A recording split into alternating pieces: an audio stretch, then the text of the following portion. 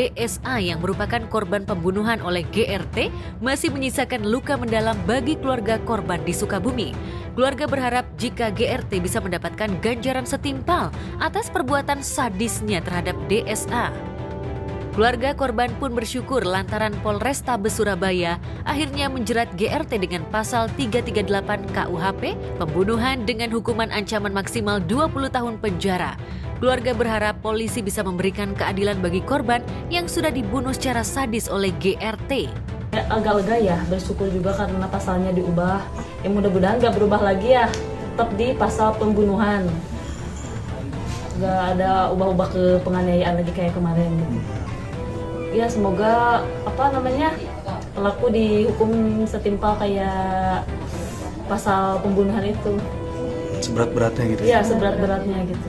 Gak ada lagi perubahan, apalagi keringanan gitu ya.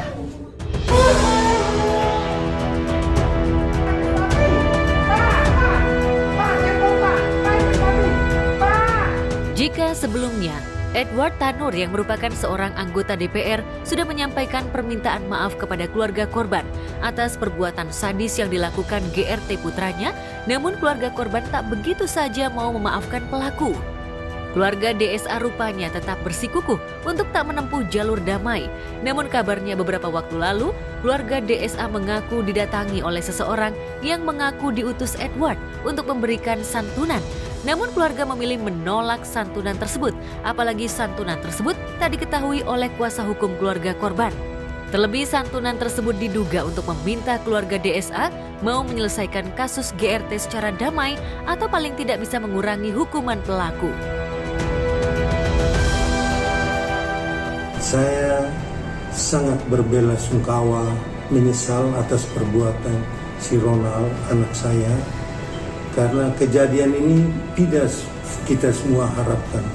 Dan saya menyampaikan permohonan maaf sebesar-besarnya dan penyesalan yang mendalam atas meninggalnya almarhumah saudari kita Dini Sera Afrianti.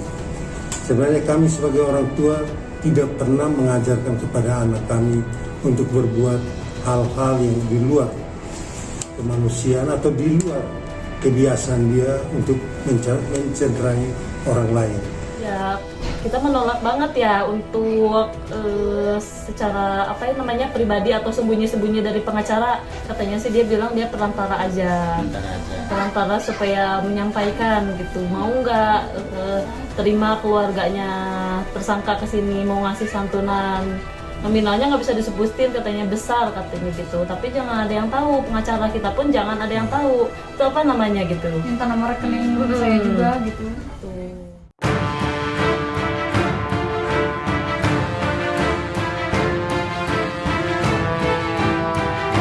Sebelumnya, setelah melakukan rekonstruksi dan gelar perkara kasus pembunuhan DSA dengan tersangka GRT, Selasa lalu, Satreskrim Polrestabes Surabaya melakukan pemeriksaan kejiwaan terhadap GRT untuk mengetahui apakah GRT tergolong seorang psikopat atau tidak.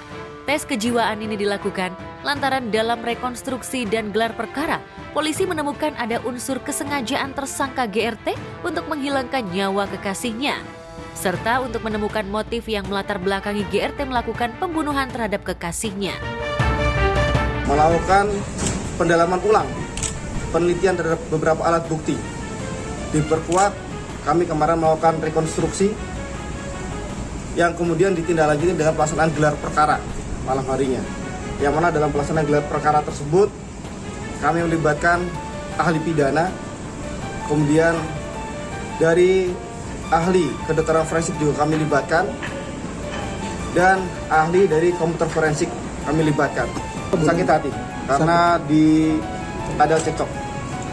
Ya. Cekcoknya itu apa? Soal apa? Cekcoknya soal apa? Cekcoknya biasa karena yang bersangkutan masih terkontaminasi dengan alkohol.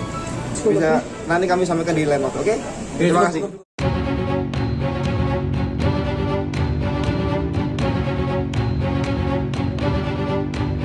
Tak hanya melakukan tes kejiwaan, polisi juga memeriksa tes urin GRT untuk mengetahui apakah GRT berada dalam pengaruh narkotika atau tidak saat melakukan penganiayaan terhadap kekasihnya hingga menyebabkan kekasihnya meninggal dunia. Nanti kami sampaikan. Ya. Tapi sudah dilakukan tes Sudah. kejiwaan atau belum? Sudah. Hasilnya apa? Sudah. Ya. Tes urin juga sudah. Tes urin sudah. Kompat dan hasilnya. Tes urin sudah.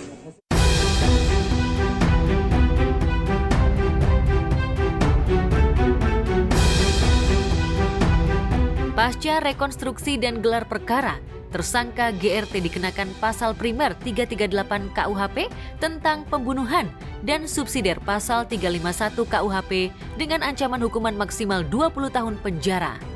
Yang mana dari hasil gelar perkara tersebut dapat disimpulkan adanya sebuah keyakinan penyidik, adanya peristiwa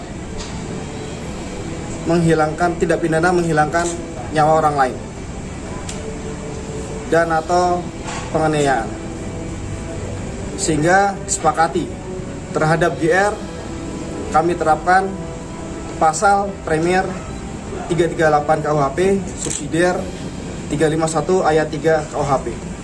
Selanjutnya penyidik akan segera melengkapi berkas perkara untuk dilimpahkan ke JPU.